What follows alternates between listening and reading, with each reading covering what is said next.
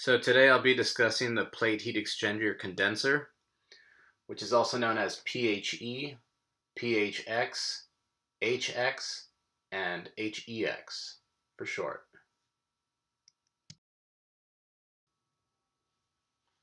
So here's three different pictures of the plate heat exchanger. So the one on the left, the long one, is the dude taking out the slides. So you can see how big they actually can be up close. And the one in the picture in the top right, you can see there's two of them there, and they're both different sizes, but they're next to each other. And the one at the bottom right would be the hot water plate exchanger. So it has the whole set there. The plate heat exchangers are very common in building services and manufacturing.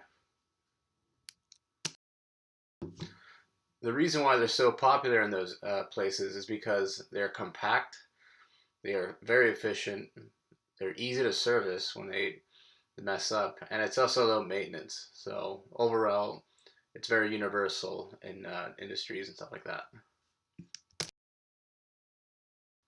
So the purpose of these condensers is to transfer thermal energy from one fluid in one system to another without the two fluids actually mixing together.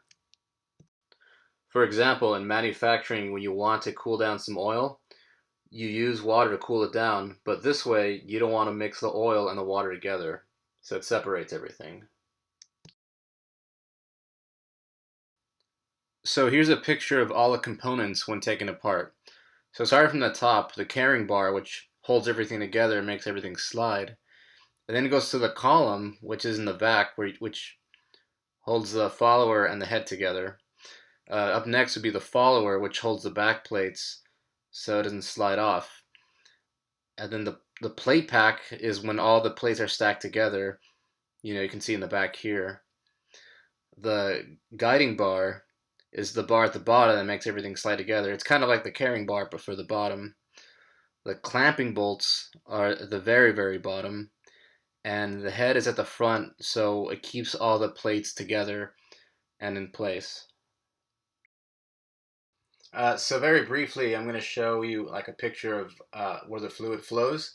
So if you look at A, there's going to be the black arrows. So you follow the black arrow, the first one, it goes through the hole. The second one, it goes actually down on the plate because there's a pattern that goes, and it goes back into the first plate, or it can go to the fourth plate and go down, or the sixth plate. So every other plate, the fluids go down, as opposed to if you look at the B arrow, it it does the opposite. It starts from the bottom and then it goes up.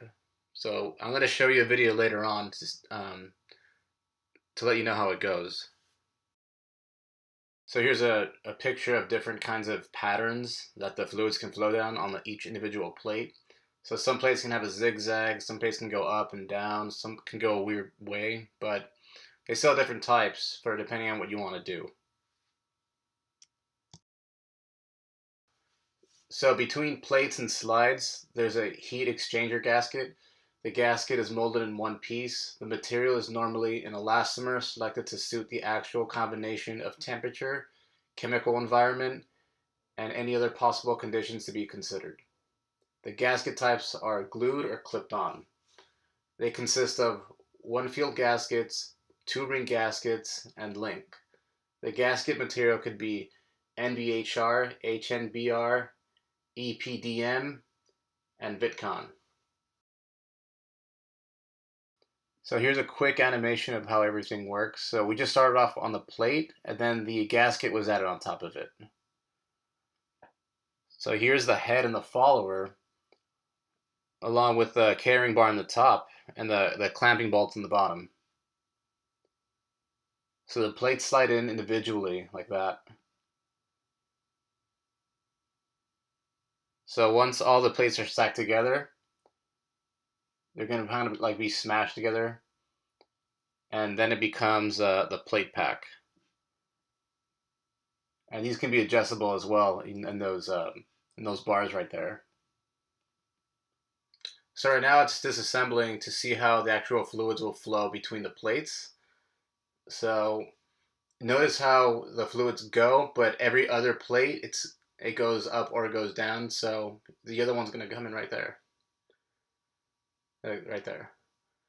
And here's both of them in action at the same time, right here. So that's the way these condensers actually work. So this concludes my presentation on plate heat exchangers.